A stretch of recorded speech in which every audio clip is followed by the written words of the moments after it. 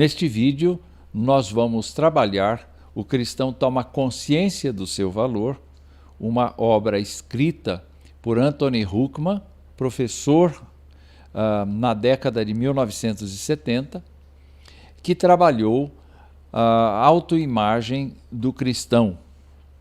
E, em particular, este capítulo faz parte da parte 1, o pano de fundo bíblico, e tem um título que é uma pergunta. Huckman pergunta: santidade perfeita? Ou seja, é possível um cristão viver uma santidade tal, irrepreensível, em que não haja falhas?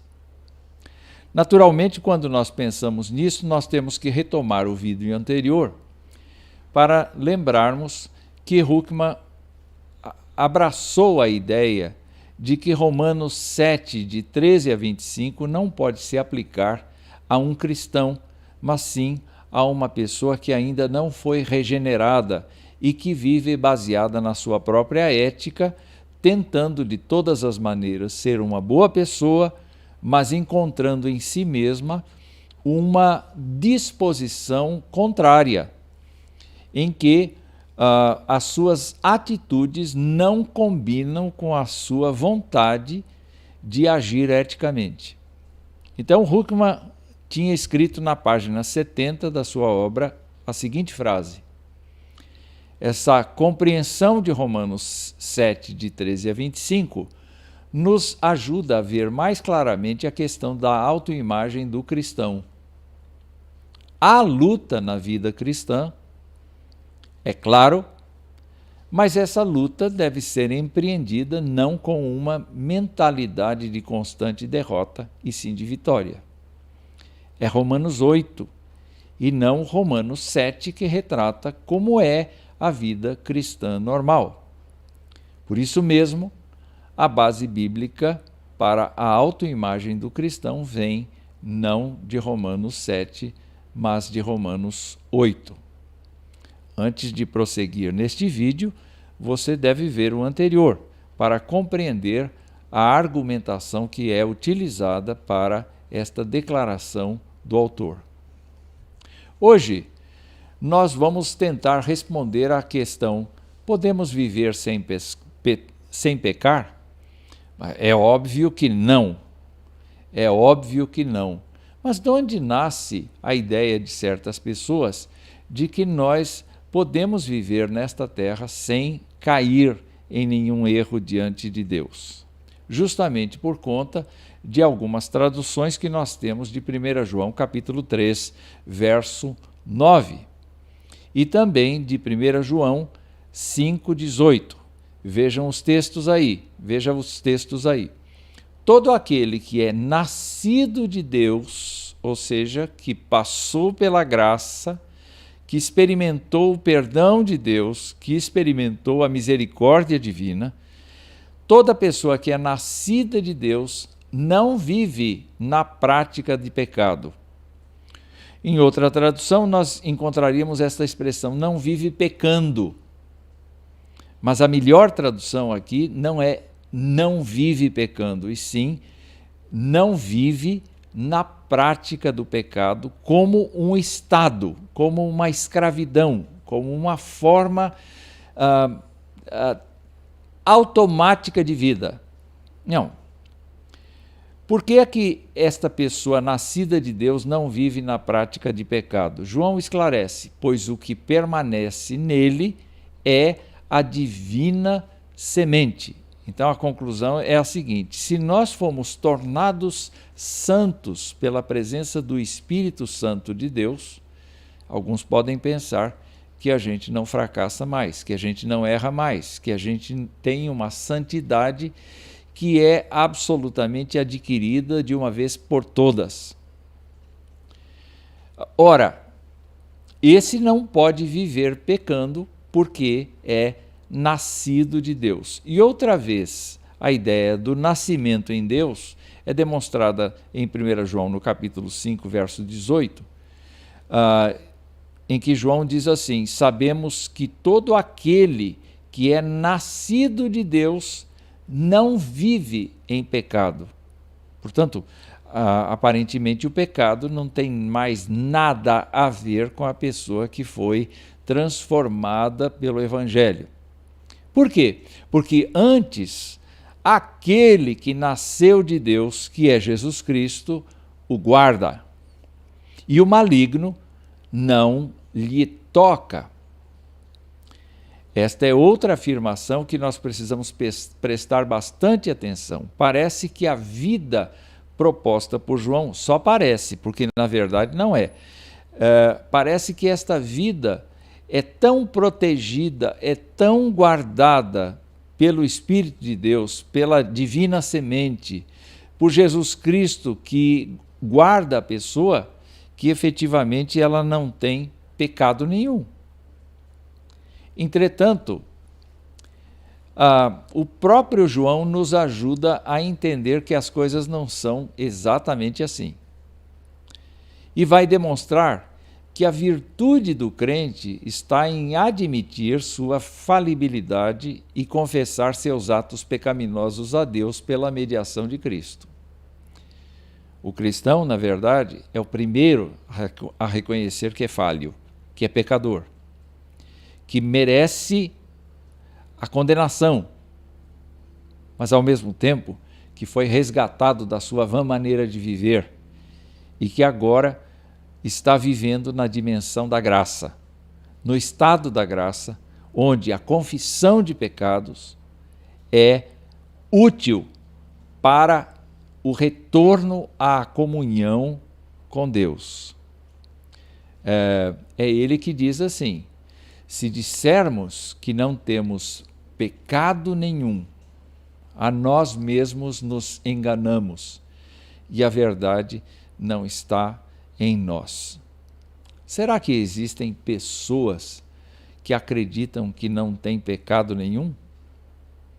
Elas eventualmente podem admitir que são falhas, que são passíveis de imperfeição, mas elas não reconhecem que com isso ofendem a Deus. Eu mesmo tive um vizinho na minha mocidade que foi convidado para a igreja e ali ouviu o Evangelho de Cristo, a boa nova de que Deus perdoa pecadores, mas depois me procurou em casa e disse algo mais ou menos assim: olhe, foi muito bonito o que eu ouvi, foi muito importante o que eu ouvi, mas eu creio que esta mensagem que eu ouvi deve ser reservada para pessoas pecadoras, para pessoas que não têm, que têm desobedecido a Deus constantemente. Eu tenho uma vida simples, eu tenho o propósito de sempre ajudar o próximo,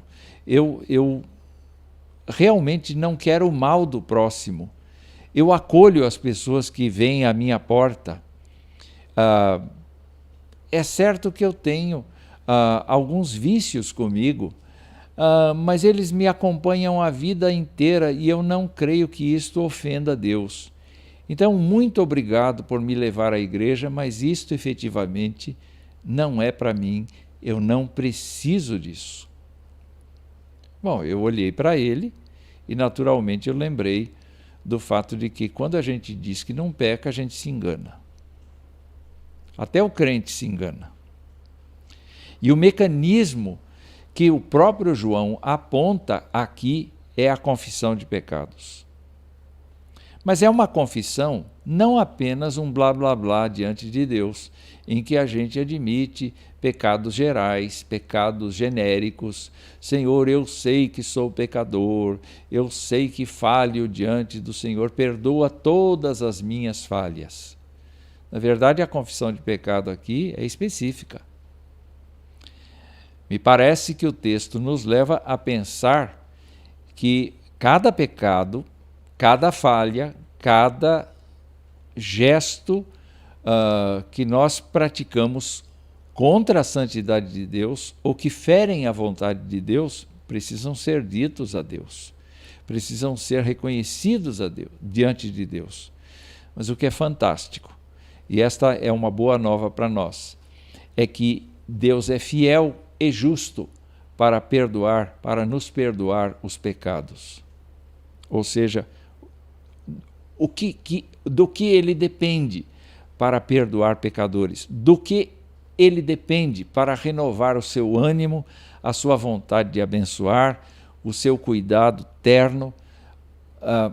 É simples.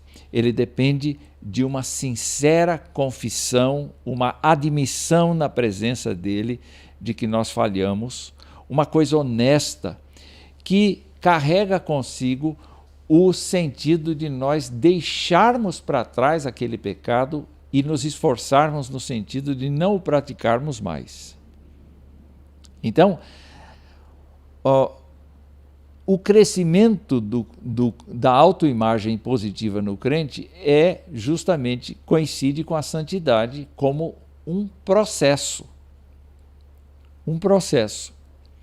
E diz o texto que ele é fiel e justo para nos perdoar os pecados e nos purificar de toda a injustiça.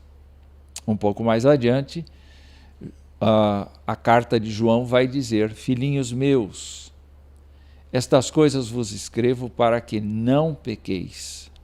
Então, o que nós precisamos fazer? Nós precisamos fazer é não nos enganarmos. Ninguém está livre de cair em pecado. Quem está de pé, diz Paulo, cuide para que não caia, para que não ceda. E neste caso, então, João diz assim: eu estou escrevendo todas estas coisas a respeito da verdade em nós e da confissão de pecados, do poder da confissão de pecados, da misericórdia de Deus diante da confissão de pecados. E isso tudo eu estou escrevendo para que a gente não peque. Se todavia alguém pecar, temos advogado junto ao Pai, Jesus Cristo, o justo. Então, por que é que Deus é fiel e justo para nos perdoar os pecados e nos purificar de toda a injustiça? Por causa do trabalho do advogado junto ao Pai, Jesus Cristo, o justo. Então, a virtude do crente está justamente em admitir que é falível, que é uma pessoa sujeita a ceder diante das tentações e, ao mesmo tempo, confessar voluntariamente os seus pecados a Deus por meio da mediação de Jesus Cristo. O que João nos ensina, afinal, Huckman vai dizer: uma pessoa regenerada, e ele está escrevendo para crentes, João está escrevendo para crentes, uma pessoa regenerada ainda pode cair em pecado, mas quando cair em pecado, não deve desesperar-se como se fosse perder a salvação, eu diria, pois tem um advogado junto ao Pai, através de quem pode obter o perdão. Juntando todas essas passagens, temos João dizendo algo assim: a pessoa regenerada ainda pode cair em pecado, mas não pode viver no pecado. Há outras referências que mostram esta realidade, e algumas delas no Antigo Testamento. Eu classifiquei algumas aqui que são muito importantes para nós.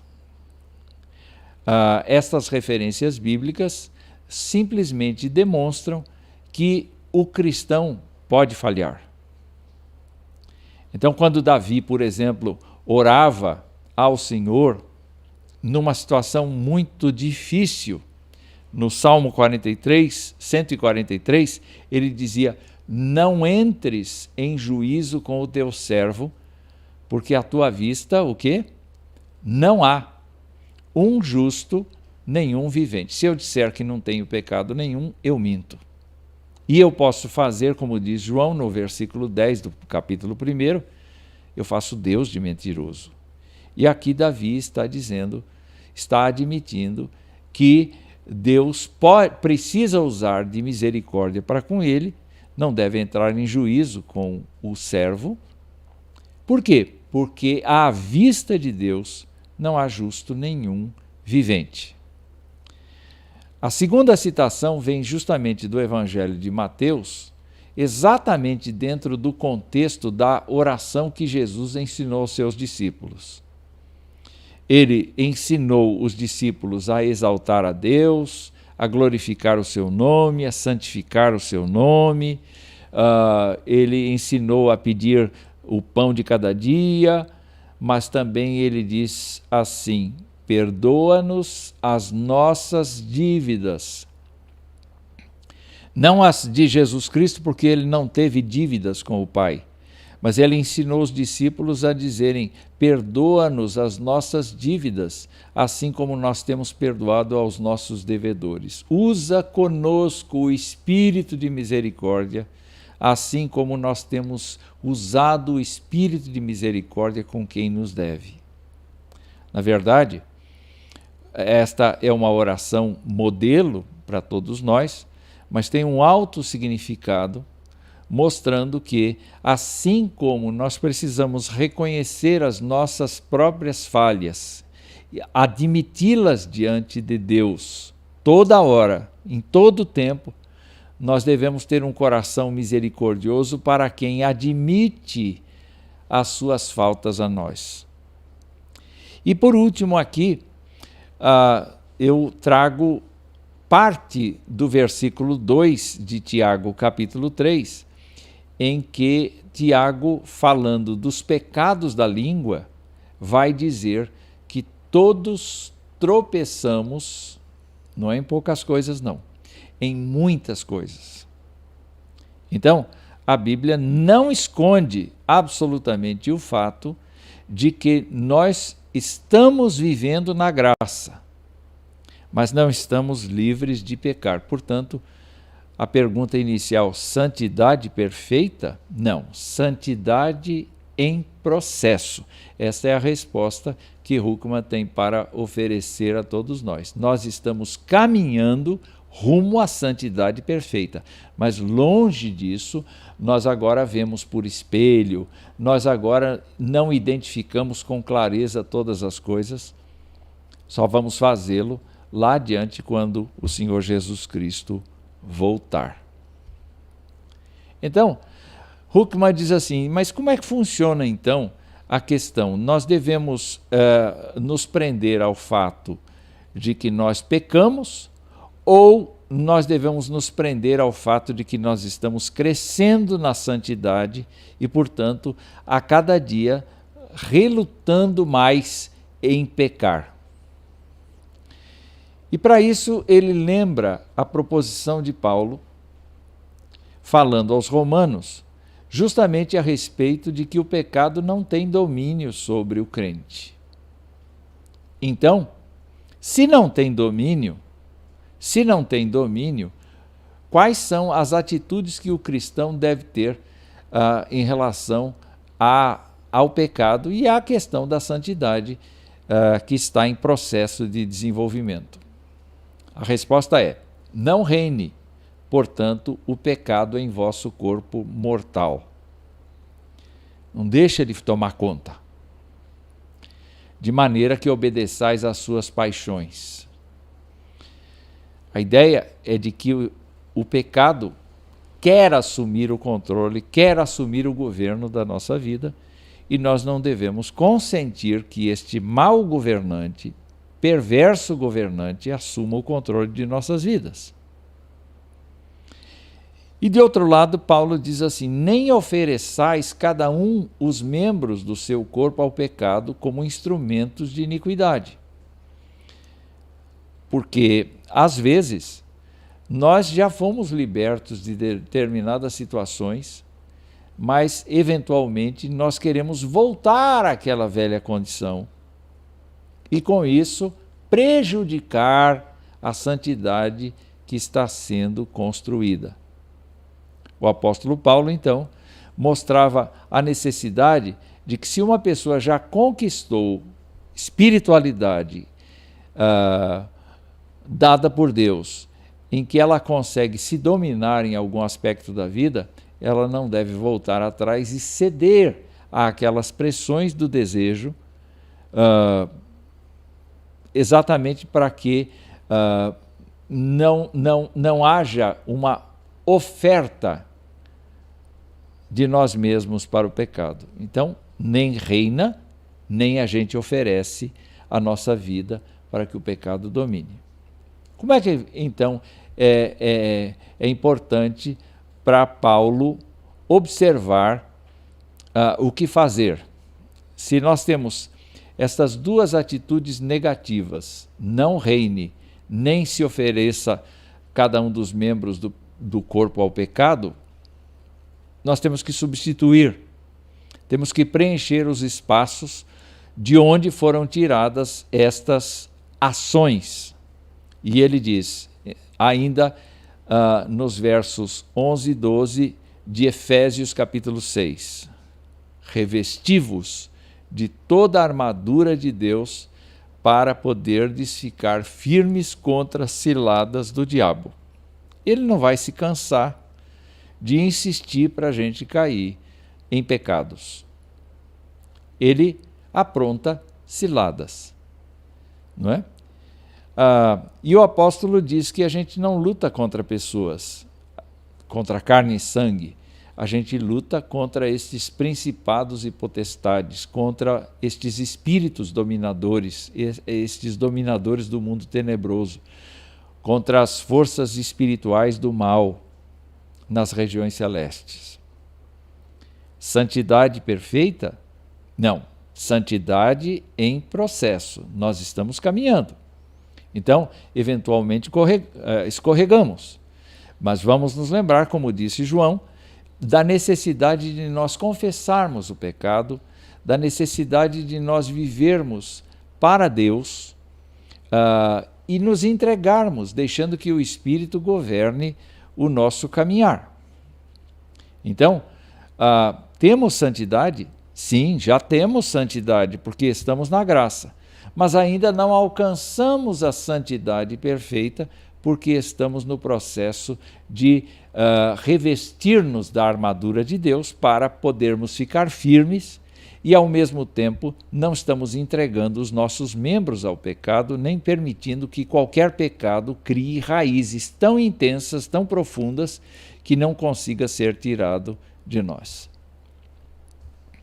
Ainda falando sobre isto, o apóstolo traz uma experiência pessoal sobre a questão da santidade, e ele demonstra aqui pelo texto de Filipenses, capítulo 3, versos 12 a 14, que a santidade, a santificação é sim um processo de vida, um processo de entrega constante, um processo de desenvolvimento constante da espiritualidade.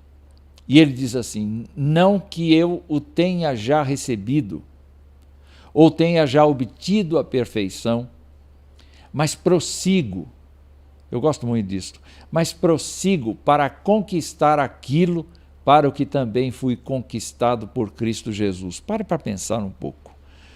Por que você foi conquistado por Jesus Cristo? Para ser segundo a imagem dele. Ele não erra, ele é santo. Mas Paulo não diz, eu já conquistei. Paulo diz, eu prossigo para conquistar aquilo para o que eu fui conquistado. E quando alguém poderia perguntar, mas Paulo se considera um beato, um santo, que não erra mais, que não fracassa mais? Ele disse assim, quanto a mim não julgo havê-lo alcançado, mas uma coisa faço, esquecendo-me das coisas que para trás ficam e avançando para as que estão diante de mim prossigo para o alvo, para o prêmio da soberana vocação de Deus em Cristo Jesus. Nós podemos perceber uma atitude proposital de Paulo quando pensa na ideia de deixar para trás aquilo que foi prejudicial, aquilo que foi errado, aquilo que foi vencido, aquilo que eventualmente o prejudicava. Ele diz, eu quero viver cada dia um novo dia. Aquilo que eu já venci, eu não quero voltar atrás para praticar novamente. Mas eu desejo a cada dia avançar para as coisas adiante de mim. Isso significa, então, trabalhar a ideia de um processo da santidade. A santidade cresce, a santidade toma corpo na vida de uma pessoa mediante a sua entrega ao Espírito do Senhor e à sua palavra. E ele, então, nos ajuda a lembrar que nós que temos as primícias do Espírito, gememos no nosso íntimo aguardando este dia em que a santidade de Deus será todinha presente na vida dos filhos de Deus. Então, além da redenção do corpo, ele está falando aqui nesta ação de adoção de filhos, ou seja, entrar na presença de Deus e ser chamados carinhosamente por Deus o Pai, por Deus o Filho, por Deus o Espírito Santo, como filhos de Deus, e curtir o mesmo ambiente, viver no mesmo ambiente onde eles estão, estas pessoas da triunidade de Deus estão, certamente será a nossa maior glória, e aí sim a santidade perfeita. Não é? Então, é importante nós recordarmos o que diz Huckman aqui. Estando ainda deste lado de sua segunda vinda, ainda não gozamos a vitória de Cristo em sua plenitude. Nossa autoimagem precisa levar em consideração o futuro, o fato de que ainda não somos aquilo que devemos ser. O que temos aqui e agora é só é só o princípio, as primícias. O melhor ainda está vindo. Então, Huckman admite aqui o fato de que a nossa autoimagem precisa ser positiva em relação à graça divina, porque ela já nos libertou da culpa do pecado e da morte. E nós precisamos também nos alegrar diante de cada conquista, que é justamente o fato de nós não permitirmos que o pecado reine sobre nós, nem nós sermos tão inocentes que efetivamente apresentemos os nossos corpos para serem um meio da prática do pecado. Mas, além disso, nós devemos nos lembrar que nós estamos aguardando a adoção dos filhos de Deus, nós estamos vivendo uma nova situação e é importante para todos nós termos aqui a ideia de que isto é só o começo. Quando o Novo Testamento descreve o cristão, ele enfatiza não a pecaminosidade continuada do crente, mas a sua novidade de vida em Cristo. E a nossa autoimagem, diz Huckman, precisa refletir essa ênfase. Ora, para refletir esta ênfase, Huckman então estabelece ou demonstra por meio das passagens que nós estamos selecionando aqui, como é que vai se dar esse processo de aproximação de Cristo, de santidade cada vez maior. Então, vejam só, em Efésios, no capítulo 4, os versos 15 e 23, ele diz assim: seguindo a verdade em amor, cresçamos no quê? Em tudo, naquele que é a cabeça, Cristo. Ou seja, a santidade é perfeita nesta vida? Não. Mas o processo é o processo de crescimento em tudo naquele que é a cabeça, Cristo. Então, olhar para as reações de Jesus, uma leitura assim minuciosa dos evangelhos, vai mostrar a paciência de Jesus, vai mostrar a sabedoria de Jesus, o conhecimento de Jesus, o poder de Jesus, vai mostrar todas as coisas relativas à sua postura como Filho de Deus unigênito. Cresçamos em tudo naquele que é a cabeça, Jesus. E ainda mais, e vos renoveis no espírito do vosso entendimento. E eu aqui percebo ou entendo que nós deveríamos ter cada vez mais um discernimento espiritual e não um discernimento cognitivo acerca das coisas que estão à nossa volta. Nós deveríamos sim pensar espiritualmente para interagir com o mundo e não por meio cognitivo, por meio intelectual. Porque nós temos a compreensão do plano de Deus, não só para a nossa vida, mas para a vida da sociedade. Em relação a esta santidade que caminha para a perfeição, Paulo fala algumas coisas que abordam a ética do crente. E uma delas é esta aqui, escrita em Colossenses, o capítulo 3. Não mintais uns aos outros, uma vez que vos despistes do velho homem com seus feitos e vos revestistes do novo homem, que se refaz para o pleno conhecimento, segundo a imagem daquele que o criou. A mentira faz parte do velho homem. A não-verdade, a argumentação a favor do engano, todo o esforço de nós ocultarmos aquilo que é real, aquilo que é verdadeiro, todas estas coisas fazem parte do velho homem com seus feitos. Mas Paulo está lembrando aos colossenses que eles foram revestidos segundo a imagem daquele que os criou. Os cristãos foram revestidos de Cristo. E este novo homem se refaz para o pleno conhecimento de Cristo. Então, santidade perfeita? Não, mas santidade progressiva. E nós entendemos que todo o nosso esforço passa pelo cuidado de agir eticamente, não segundo a velha natureza que tínhamos, mas segundo a nova natureza que se refaz para o pleno conhecimento.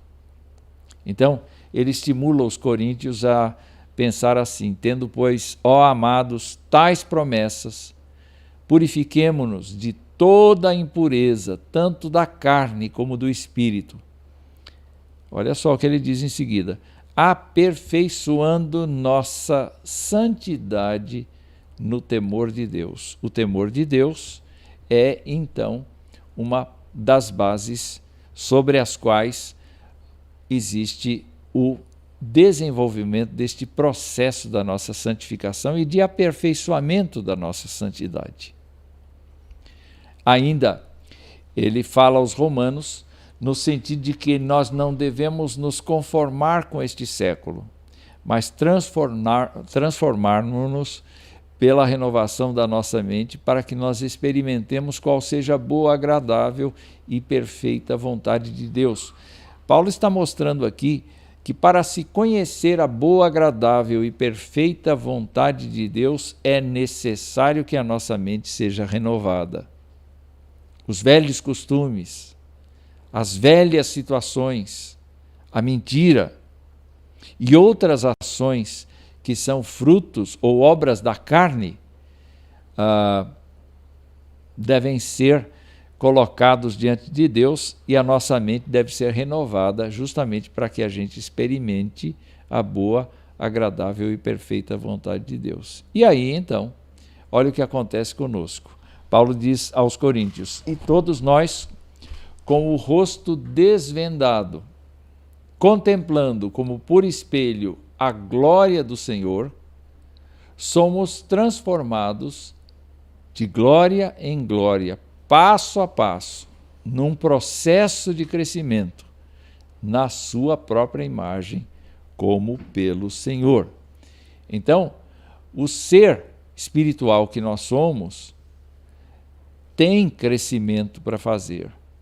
A santidade não é perfeita, simplesmente pelo fato de João ter dito que todo nascido de Deus não vive pecando.